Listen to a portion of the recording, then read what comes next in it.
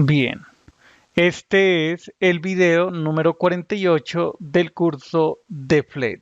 En el video anterior aprendimos acerca de varias características, cualidades de FilePicker. Las operaciones que podemos realizar sobre archivos, seleccionar uno o más archivos, seleccionar un directorio, seleccionar un archivo para guardar un contenido en donde se almacenará información de alguna entidad, sea textual, que sea binaria, etcétera. Ok, ahora vamos a continuar con la sección de subida de archivos, uploading files. FilePicker tiene integrado capacidades, de subir archivos, que es multiplataforma. Funciona en Windows, en Mac OS y Linux. Y también cuenta con capacidades para la web. Para subir uno o más archivos deberíamos invocar pickfiles del objeto FilePicker. Ese sería el primer paso.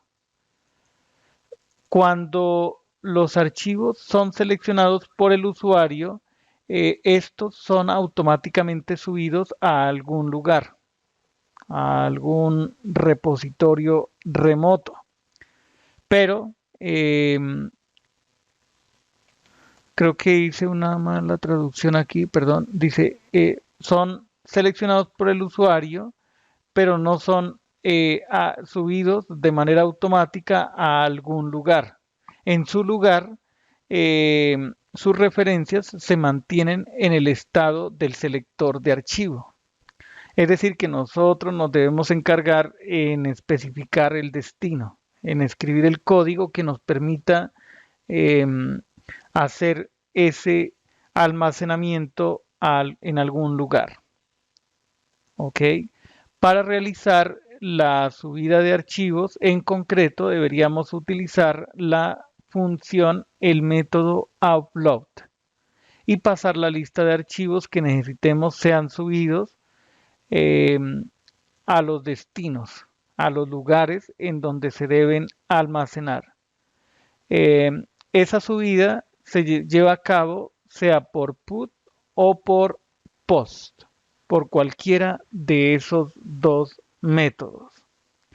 Veamos este ejemplo de código para entender de lo que estamos hablando. Entonces, ¿qué dice aquí? Importamos FLED, desde FLED importamos FilePicker Resolve Event y FilePicker Upload. Upload File. Hay una función que se llama Upload File, subir archivos. Es esta función. Entonces aquí vendría el listado. Preguntamos si hay resultado, que es decir, que sea distinto a none. La mejor manera sería escribir eso, file picker.result is not none.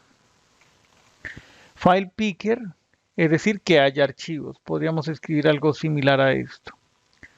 Si se cumple esas condiciones, entonces por cada uno de los archivos que se han seleccionado, decimos upload leaks, esta sería la lista de subida, escribimos file picker upload file, vendría el nombre de ese archivo que estamos iterando, bien, y la URL de subida sería page.getUpload URL.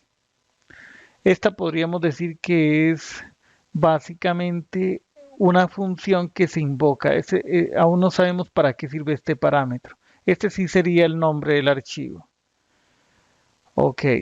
Cuando ya termine este ciclo, invocamos la función upload y ahí vendría el listado con la configuración que establecimos en esa lista. Este botón tiene el texto upload, que básicamente se encarga de asociar una vez se dé clic la función upload files, esta que está escrita aquí. Esa función se encarga de subir los archivos. Hay unas notas importantes que debemos tener en cuenta. Ubiquémonos aquí, ¿vale? Nota, si necesitamos separar las descargas por cada usuario, podemos indicar, especificar un nombre de archivo em, que básicamente constituya el directorio donde se debe subir. Aquí estamos invocando get upload URL, el username, esto sería arbitrario, sería un valor que puede variar según el usuario que haya iniciado sesión en el sistema, el usuario activo, y aquí ya vendría el nombre del archivo. Esta sección de la URL básicamente son directorios que se crean automáticamente en el directorio de subida, si es que no existe. Es así de práctico. Ok, ahora hablemos acerca del almacenamiento de subida. A ver, nos ubicamos aquí. Ok. Nótese el uso del método getUpload URL. Básicamente genera una URL prefirmada, por así decirlo, una URL de subida prefirmada para el almacenamiento interno que ya provee FLET. Eso es genial. ¿Listo? Usar cualquier almacenamiento para subida de archivos. Podemos generar URLs de subida prefirmados para el proveedor AWS S3 por medio de la librería Botos3. La misma técnica debería funcionar para Wasabi, Backblaze, Mint.io y cualquier otro proveedor de almacenamiento con una API compatible con S3. Bien. Para habilitar la subida de archivos, el almacenamiento, guardado de archivos a un directorio, se debe proveer ya sea una ruta relativa o absoluta, una ruta completa. Ok, entonces al momento de inicializar la aplicación, lo que vamos a decir es target main, esto ya lo sabemos hacer, y el upload.dir va a ser la carpeta que nosotros especifiquemos. Aquí hay una ruta relativa, que sería la misma en donde se está ejecutando el archivo actual. Es una ruta relativa a ese archivo. Eh, podemos poner las subidas dentro de la carpeta sets, dentro de ese directorio, de tal manera que los archivos que se suban, sean imágenes, documentos u otros medios, puedan ser accedidos por el cliente FLET desde ahí mismo. Miremos este ejemplo. Tenemos la carpeta assets para el directorio assets y el directorio de subida va a ser asset upload.